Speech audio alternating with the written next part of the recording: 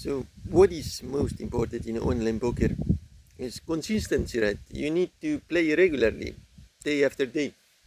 Especially in poker, where there's so much variance. You could lose because of bad cards, of bad table stuff.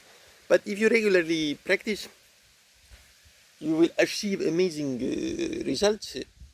Of course, you need to add this learning strategy and learning other stuff, like sports psychology and stuff.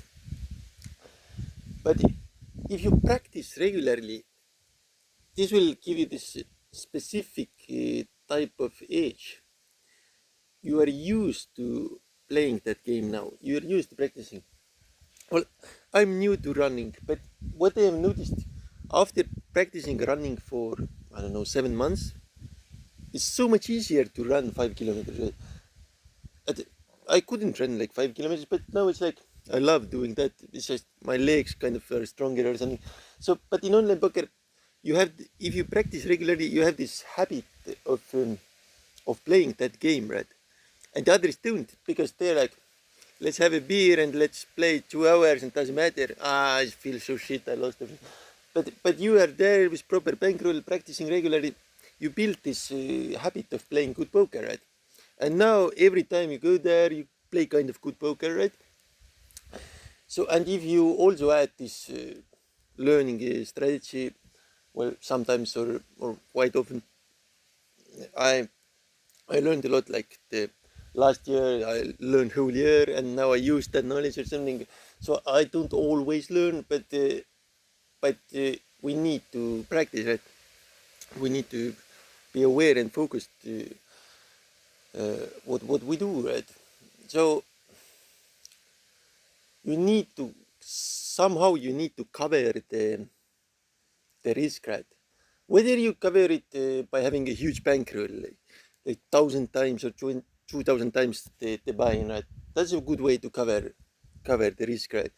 So it doesn't matter if you lost that one buy-in, you have plenty of money, right? So there are other ways to cover it, through affiliates or through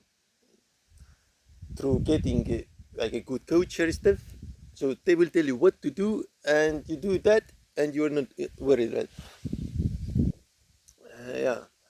S- So there are more ways to cover that, which are more and more risky. One is like very soft stake selection or very soft side selection. So you only play when you have very big age. That is one way to cover the risk. That isn't that good, right? Because you still run into like this cards variance. So I would say like huge bankroll and regular normal practice, like week after week after week, and then have like 1 week rest after every 4 or 5 weeks, something like that. And if you have huge bankroll, it you're unbeatable because nobody can kick you off the balance, right? Yeah, but people want success really fast, right? And so they take huge risk and then they're wavering. Like, what if he still has like 35% when we get all in on turn? Like, what should I do then, right? But if you have a huge bankroll, it isn't problem, right? He can have like 40%, 49%. Yeah, you still got the money in good, and it isn't problem, right? Yeah.